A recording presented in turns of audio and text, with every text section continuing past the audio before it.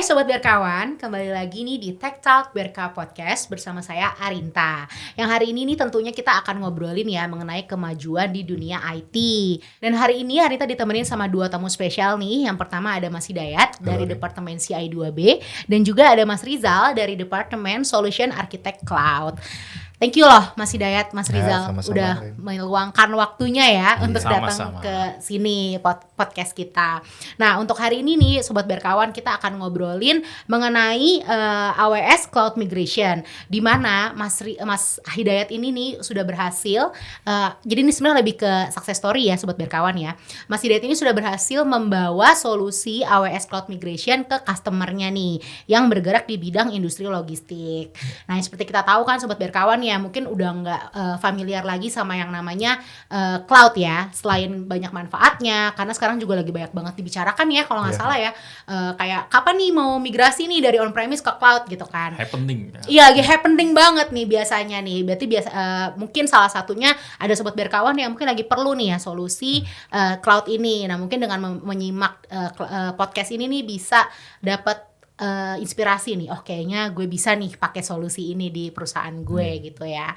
Nah sebelum kita beranjak lebih jauh nih Sobat Berkawan ke AWS Cloud Migration, mungkin Mas Hidayat nih boleh share sedikit kali ya mengenai bisnis utama dari perusahaan atau dari customer yang bergerak di bidang industri logistik ini. Seperti apa sih Mas? Karena kan yang kita tahu kan biasanya cloud itu mungkin ada Sobat Berkawan yang mikir kayaknya cloud cuma buat perusahaan gede deh gitu. Perusahaan gue terlalu kecil, nggak butuh cloud gitu. Tapi kan ternyata sebenarnya ya butuh-butuh juga gitu kan. Mungkin bisa di-share Mas Hidayat? Ya, yang seperti kita tahu bersama gitu ya, dan juga mungkin sobat-sobat Berkawan, untuk bisnis industri logistik ini tuh sangat berkembang pesat saat pandemik gitu ya, di era pandemik sekarang gitu ya, COVID-19 sangat berkembang pesat dikarenakan memang demand-nya yang meningkat gitu ya, terutama salah satu faktornya adalah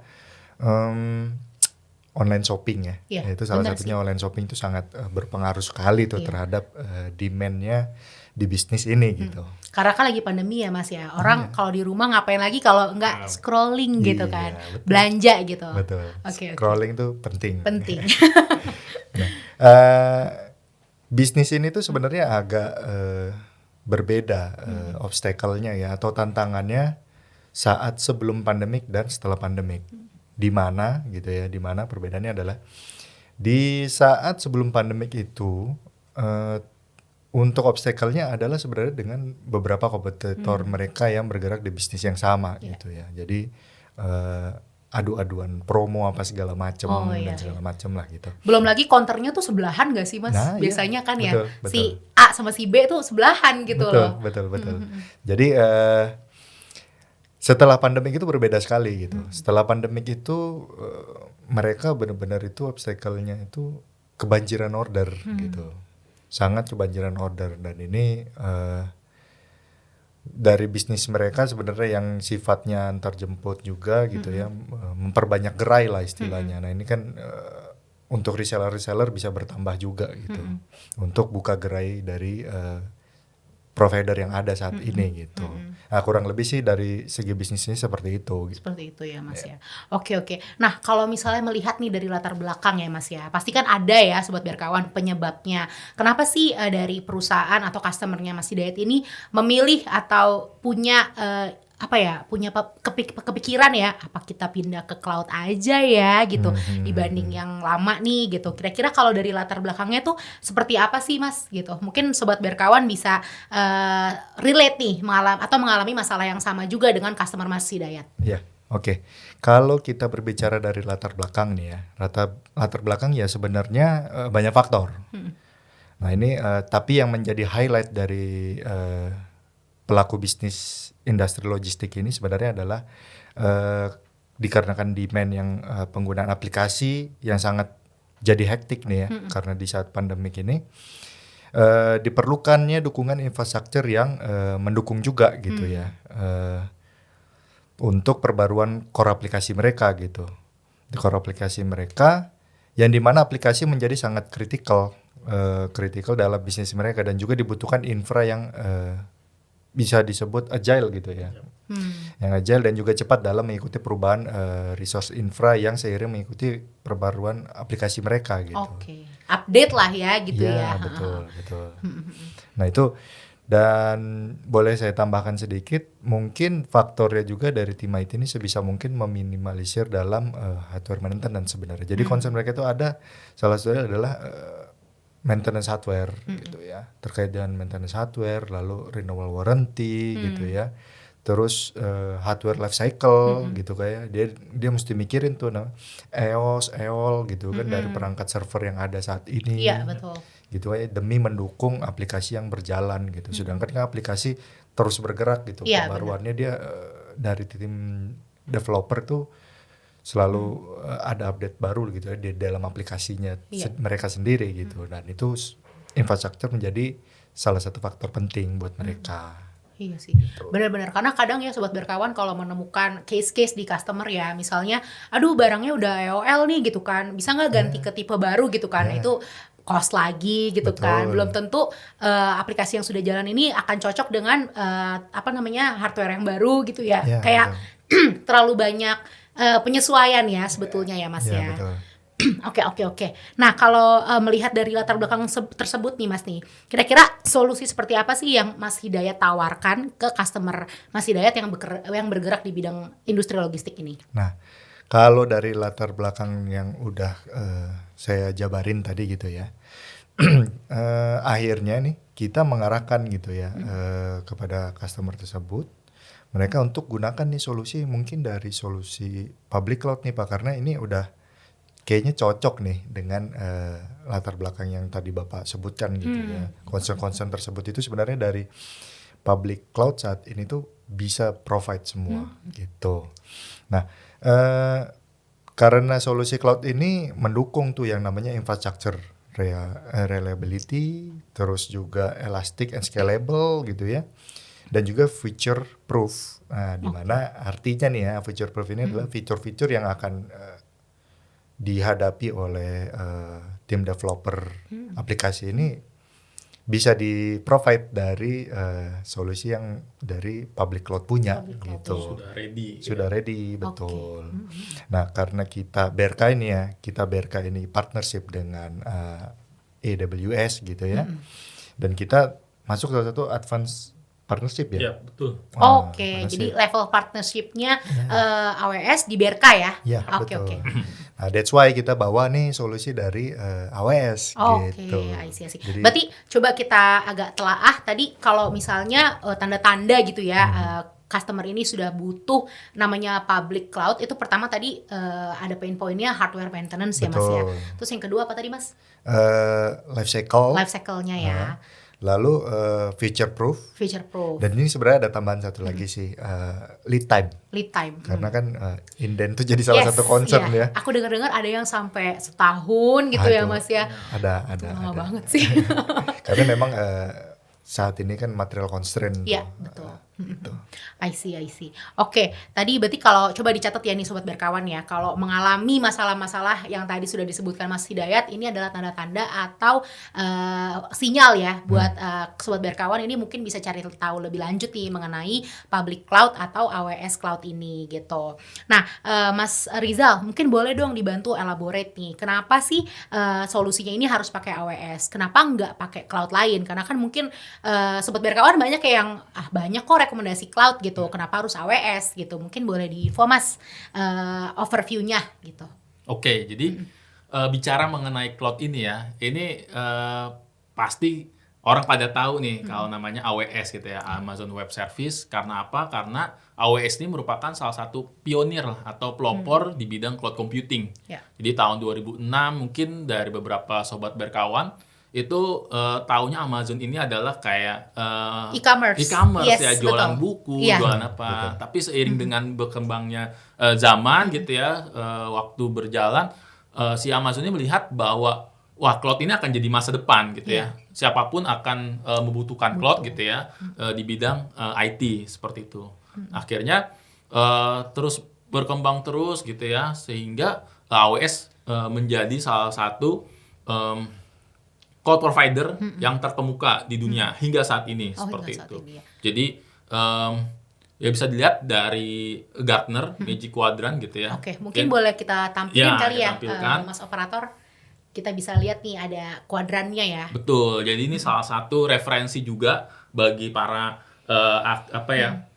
penggiat IT gitu ya dalam menentukan mau pakai produk apa gitu ya. Jadi Amazon Web Services ini secara berturut-turut ya 11 tahun berturut-turut itu ada di paling kanan atas. Oh iya, gitu ya. paling atas ya, leaders ya jatuhnya ya Mas. Betul. Dan ini nggak gampang loh ya mempertahankan 11 tahun berturut-turut itu ada di paling kanan atas, itu nggak gampang dan AWS membuktikannya gitu ya. Itu salah satu bukti kesungguhan gitu ya AWS untuk menjadi cloud provider terdepan gitu ya. Jadi ya secara reliability, fitur itu pasti sudah terbuktikan juga gitu ya, didukung dengan infrastruktur IT yang sudah mature gitu, sudah mateng, sudah komprehensif gitu ya, dari A sampai Z. Dan sampai saat ini pun di antara cloud provider yang lain itu AWS yang paling banyak layanan yang sudah siap digunakan gitu ya. Sampai tahun ini 2022 itu udah 200 layanan yang sudah siap digunakan gitu ya. Jadi benar-benar ya saat ini AWS menjadi salah satu pilihan utama lah bagi para penggiat di industri IT ini untuk pindah ke cloud seperti itu. Oke. Nah, kalau misalnya kita sambungin dengan customer-nya Mas Hidayat ya Mas, kira-kira benefit apa aja sih yang bisa diterapkan oleh AWS di customer-nya Mas Hidayat ini, yaitu di bidang industri logistik, kira-kira? Ya, jadi banyak banget ya. Jadi dimulai dari seperti tadi disampaikan ya, customer membutuhkan waktu yang cepat untuk deployment gitu ya. Jadi cloud ini menjawab kebutuhan customer dalam mendeploy ya. Bahasanya quick to deploy lah ya. Kalau kita di on premises kita butuh waktu mingguan atau bahkan bulanan ya. Tadi ya sempat dibahas ya ada material constraint lah. Bener. Itu baru masalah delivery ya, indent segala macam gitu ya. Belum barang sampai pun belum langsung bisa dipakai kan. Harus dikonfigure dulu ya Betul, Mas. diinstalasi di dalam rack server gitu ya sampai benar-benar ready dan ya itu takes time dan butuh effort lebih gitu ya. Nah, sedangkan kalau di AWS ini itu sudah ready to use gitu ya. Jadi kita tinggal provision, butuh server, storage sebesar apa, itu hitungan menit atau jam itu udah langsung bisa digunakan. Itu baru layanan inti dari cloud ya, seperti itu. Nah, belum seperti saya singgung ya, ada sekitar 200 layanan lagi itu sudah siap digunakan ya, bisa untuk AI ya, artificial intelligence, ada machine learning, ya, IoT dan data lake ya, analitik gitu. Itu masih banyak banget yang bisa dieksplor ketika customer menggunakan cloud ini seperti itu. I see, berarti manfaatnya beneran banyak ya Mas ya kalau digali dan bisa dicocokin gitu ya sama pain point-nya dari customer yang ada gitu ya. Oke, nah tadi Mas kalau bicara tentang deployment gitu ya, berapa lama sih waktu yang dibutuhkan untuk migrasi dari on-premise ke AWS ini? Karena kan nggak perlu and then ya kan, tapi pasti kan ada timing, ada timeline-nya lah ya Mas ya. Mungkin boleh diinfokan nih secara overview atau mungkin in general dari migration-nya. Mungkin untuk lebih proven ya, nggak berangan-angan gitu ya. Jadi saya ceritakan sedikit mengenai use case yang hari ini kita bahas, salah satu industri logistik di Indonesia. Itu ada awal mulanya gitu ya, itu seperti biasa kita ya kick off meeting dan lain sebagainya gitu. Jadi persiapan kurang lebih 1 minggu gitu ya untuk memantapkan planning step by stepnya seperti apa, milestone-nya seperti apa gitu ya. Week per week gitu ya. Setelah nah itu sebenarnya dalam tahap deploy-nya cepat sekali gitu ya. Hanya hitungan menit atau jam sudah ready.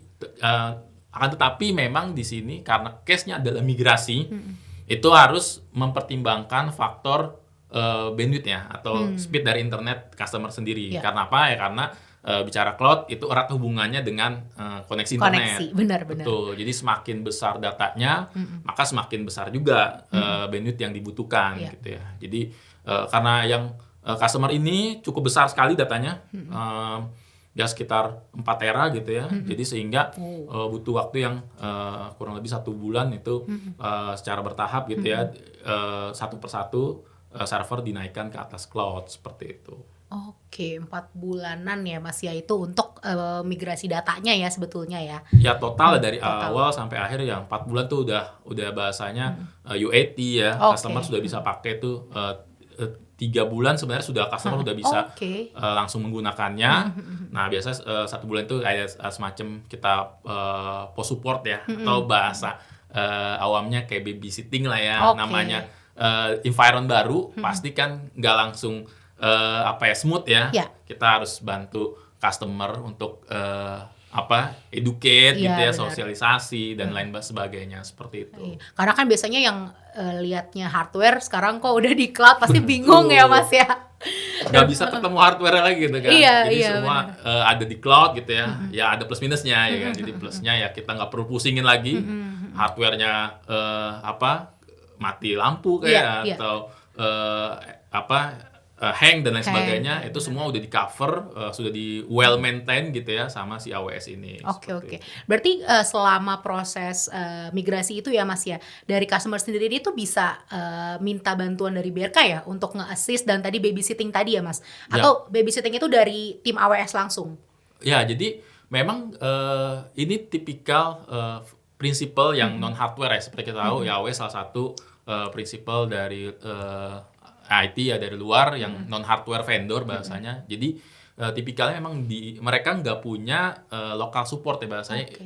Orang Indonesia gitu ya yang memang setup Iya. baik itu implementasi production ataupun POC, sehingga AWS ini menggandeng partner. Nah, Oke. salah satunya BRK ini gitu ya. Jadi BRK ini ya berperan dalam hal yaitu implementasi, POC dan hal-hal yang lainnya yang bersifat lokal support lah ya. Di Indonesia orang Indonesia yang bisa bantu support seperti itu ya. Karena kan dengan lokal support ini pasti masalah komunikasi bisa lebih lancar lagi benar. seperti itu. Karena kadang-kadang mungkin orang customer mikirnya, aduh ini kan AWS kan ada di luar, nanti pasti Tuh. komunikasinya harus pakai bahasa Inggris gitu ya, Ya. udah takut duluan gitu. Tapi sebenarnya karena AWS ini bisa dibawa sama BRK, jadi ya komunikasinya juga bisa langsung sama tim BRK ya. Iya, Oke, oke. Nah, Mas Hidayat sama Mas Rizal, kalau dari segi biaya nih, kalau tadi aku lihat dari waktu migrasinya itu kayaknya benar-benar oke banget ya, yang pastinya biayanya juga pasti oke juga lah ya, nggak mungkin dengan pengalaman yang sebegitu bagusnya harganya kita bayarnya murah gitu kan, nggak mungkin ya. Nah mungkin boleh di-share nih ke sobat berkawan nih Mas Rizal sama Mas Hidayat, contohnya gimana sih cara perhitungannya, skema pembayarannya itu seperti apa, karena kebetulan aku menerima banyak informasi ya, karena ketika selesai di config atau mungkin selesai di sizing gitu ya di customer, itu ternyata banyak yang merasa bahwa harga cloud ini tuh mahal gitu, mahal, dan at the end membuat mereka udah deh kalau gitu on premise aja, harganya mahal banget, nggak masuk budget. Nah itu gimana Mas skema perhitungan biayanya? Belum kelihatan lah cost efisiennya seperti itu. Tapi seiring berjalan waktu 1 bulan atau 2 bulan sudah mulai menggunakan AWS, sudah mulai nyaman gitu ya. Nah itu ya sebenarnya workload-nya itu bisa dianalitik gitu. Jadi AWS sendiri tuh punya. Bisa ya. Nah ini yang menarik juga nih. Jadi buat account manager atau bahasanya sales ya, itu untuk quotation itu lebih gampang lagi. Iya, Kenapa? Karena harganya udah ada di internet, bahasanya di websitenya AWS gitu ya. Jadi biasanya dari tim saya, dari solution architect, itu kasih kalkulatornya. Nah kalkulator itu juga yang bisa dipakai sampaikan ke customer. Oke. Gitu.